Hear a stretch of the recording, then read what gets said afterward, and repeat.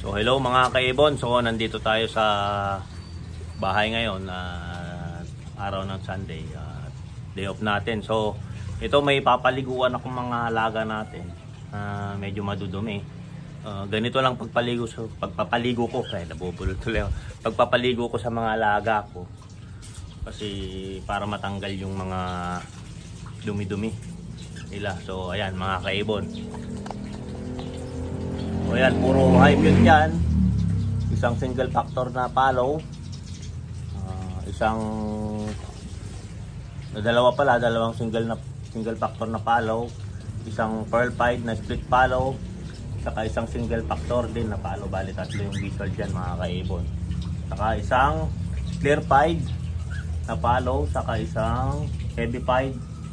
Bali tatlo pa lang heavy pied dyan, pero isa yung palo dyan na clear pied. So dito naman andyan yung mga heavy pied palo, clear pied na split palo na dalawa, saka isang pearl pied na palo. So ayan mga kaibon, ganito lang po yung procedure na ginagawa ko. So ayan, binabasa ko lang sila ng hose. Ayan, basang-basa yan mga kaibon para at least tanggal yung mga dumi-dumi. Tapos ayan, ganyan lang. Parang mga pandin sila. So, ayan.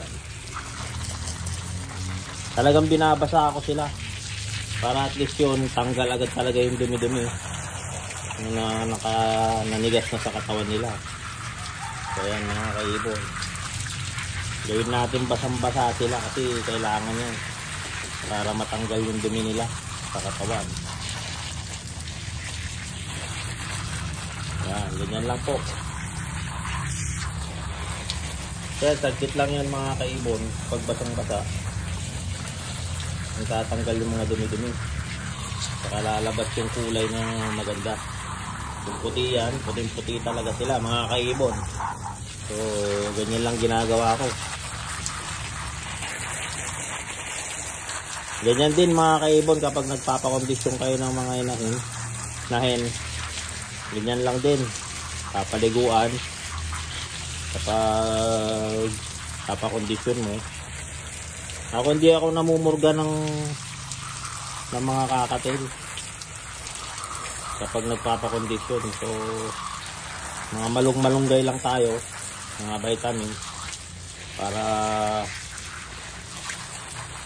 lumakas yung katawan. Number 1 dyan yung calcium, mga cattle bone, para hindi sila mag-egg binding mga kaibon. Ganito yung pagpapakondisyon. Itong mga madudumi lang, kaya ako nilinisan. I-supply kasi minsan di mo maiwasan yun. Nalalagyan ng mga dumi, mga poop, gano'n. Itatanggal naman yun kapag pinapatuyo nila yung katawan nila. Sila na yung magpapatuyo sa katawan nila.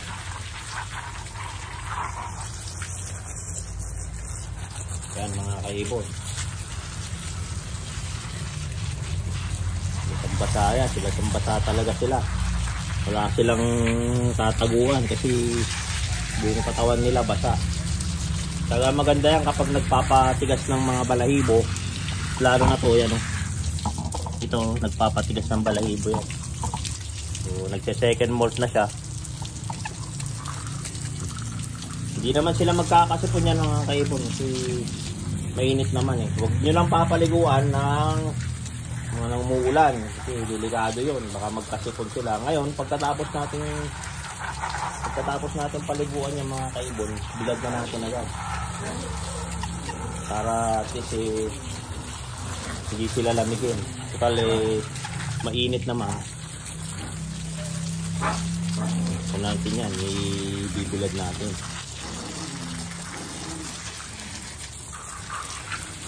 Hindi sila makalusot yan mga kaibon kasi talaga tanggal talaga yung dumi-dumi nila dyan.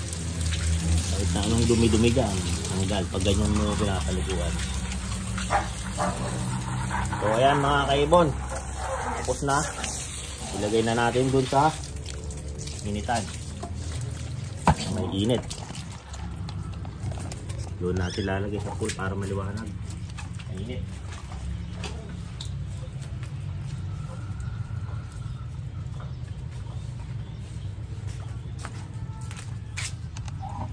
So ayan mga kaibon, naibilad na natin. Antayin na lang natin matuyo sila dyan. Hindi naman yan ma-heat stroke eh. So ayan mga kaibon. So ganyan po yung pagpapaligo sa aking mga alaga. So ayan, mamaya tignan natin pagbalik. So hello mga kaibon. So ayan, nakita nyo na medyo tuyo na sila. So pakita muna natin sa inyo. So ayan mga kaibon, isang heavy pied na split palo, isang pearl pied heavy pied jam na palo, saka isang clear pied palo, split palo, saka isang heavy pied na palo. Yan mga kaibon, yan palo siya. So yan. Then ito naman, para makita, malabas na yung ganda nila. Ayan, medyo hindi pa tuyo pero okay na rin yan. Ayan, isang clear pied na palo, isang heavy pied na split palo, saka isang heavy pied na palo. Split palo pala siya mga kaibon. No, split palo, black eye pala siya. So ito naman mga single factor, lahat ng palo dyan. Yun, ayan, mga single factor po yan. Saka isang split palo pearl pied na heavy pied lime. So ayan mga kaibon. Lagay na natin sa cage.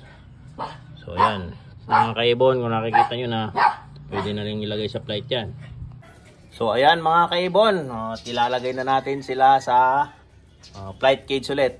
Balik na sila dyan at medyo refreshing na sila at malilinis na. So ayan, sulit ulit kay mga kaibon, don't forget to subscribe my YouTube channel, Warren Palakpak Kaibon, at ang aking Facebook page, Warren Palakpak Kaibon, at ang aking Facebook, Warren Palakpak Mr. Tigasin. Pa-like and share and subscribe na rin po mga kaibon. Maraming salamat, hanggang sa muli, paalam!